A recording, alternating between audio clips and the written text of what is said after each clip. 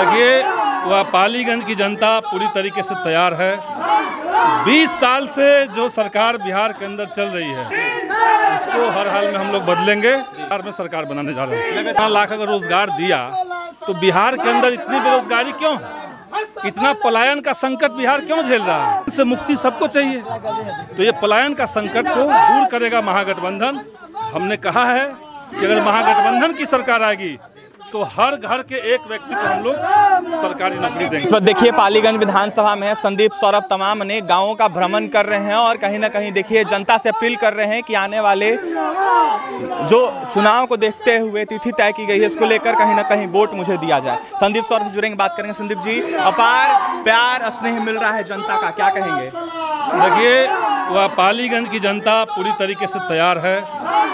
20 साल से जो सरकार बिहार के अंदर चल रही है उसको हर हाल में हम लोग बदलेंगे और बड़ी संख्या में नौजवान, बड़े बुजुर्ग, खेत मजदूर, भूमिहीन, दलित, पिछड़ा सब समाज के लोग हम लोग के साथ हैं और हम लोग इस बार बिहार में सरकार बनाने जा रहे हैं। लगातार जो सत्ता पक्ष है सरकार बनाने का दावा कर रहा है, कह रहा है कि हमने इतना लाख रोजगार दिया है, इतना लाख नौकरी दी, इतना काम किया।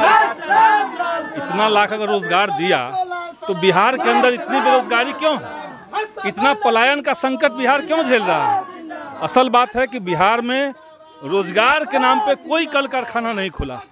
अगर किसी को 10,000 भी चाहिए तो उनको बाहर जाना पड़ता है। ये कल्याणपुर गांव है, यहाँ के युवाओं की लगभग आधी आबादी आप समझिए बिहार के बाहर जाकर के कमा रहे हैं। तो पलायन से मुक्ति सबको चाहिए। तो ये पलायन का संकट को दूर करेगा महागठबंधन। हमने कहा है कि अगर महागठबंधन की सरकार आएगी तो हर घर के एक व्यक्ति को हम लोग सरकारी नौकरी देंगे। यहाँ के लोगों से हमने बात किया, लोगों का कहना था कि हमें शिक्षा चाहिए और संदीप सौरभ लगातार शिक्षा की, युवाओं की बात करते हैं। बिल्कुल, हम लोग शिक्षा व्यवस्था को बेहतर करने के लिए लगातार आवाज़ उठाते रहे हैं, संघर्ष करते रहे हैं। न केवल सदन में बल्कि सड़क पर उतर करके भी शिक्षा के सवाल पे हम लोग आवाज़ उठाते हैं। 5 साल में मौका दिया गया जनता के द्वारा, आने वाले 5 सालों में संदीप सौरभ क्या कुछ करेंगे अगर जनता ने मौका दिया फिर से? सबसे पहले तो हम लोग युवाओं को रोजगार, हर घर में एक व्यक्ति को रोजगार की गारंटी हो, इसके लिए हम लोग लगे हुए हैं। और साथ ही साथ महिलाओं को माँ बहन सम्मान योजना वो भी हम लोग को देना है। माँ बहन सम्मान योजना की आप लोग बात कर रहे हैं, 10-10 हजार रुपए खाते में भेजेगा नीतीश कुमार। नीतीश कुमार 20 साल से महिलाओं को रोजगार नहीं दिए। आज वो कह रहे हैं कि 10,000 रुपए लीजिए और रोजगार कीजिए। सच्चाई यही है कि वो पैसा जिनको भी मिला आज वो माइक्रो फाइनेंस कंपनियों को मिल चुका है। तो माइक्रो फाइनेंस कंपनियों का शिकंजा समूचे बिहार में है और उसको कर्ज मुक्ति से ही राहत मिलेगा।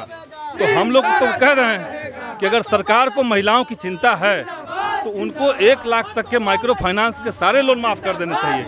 लेकिन ये सरकार नहीं कर रही है। महागठबंधन की सरकार आएगी तो ये उसको हम लोग करेंगे हर हाल में। पालीगंज में विकास क्या क्या करेंगे? देखिए, पालीगंज में डिग्री कॉलेज की स्थापना होना जरूरी है। बड़ा इलाका है लेकिन सरकारी कोई कॉलेज नहीं है, पूरे विधानसभा में कोई कॉलेज नहीं है। तो कॉलेज का मुद्दा है। रानी तालाब से संदेश के बीच में पुल का निर्माण हो, ये हम लोग चाहते हैं। और दलितों का जो टोला है, गांव है, गरीबों का जो गांव है, वहाँ पे कोई बुनियादी सुविधाएं नहीं है, उसको सुनिश्चित करवाया जाए। कई गांव ऐसे हैं जहाँ सरकारी स्कूल नहीं है, उसके लिए हम लोग प्रयासरत हैं। तो ये तमाम चीज़ को लेकर के हम लोग लागू करवाएंगे। देखिए, तमाम अनेक विकास का कार्य करेंगे, खासकर शिक्षा पे ध्यान देंगे। माले विधायक संदीप सौरभ, पालीगंज का ये कल्याणपुर गांव है और कहीं ना कहीं संदीप सौरभ से हमने बात किया है। महागठबंधन देखिए फिर से एक बार संदीप सौरभ को मौका दिया है और संदीप सौरभ देखिए कल्याणपुर गांव में घूम कर वोट मांग रहे हैं जनता से और अपील कर रहे हैं कि आने वाले समय में महागठबंधन की सरकार बनाई जाए। फिलहाल क्या कुछ कहते संदीप सौरभ आपने सुना है।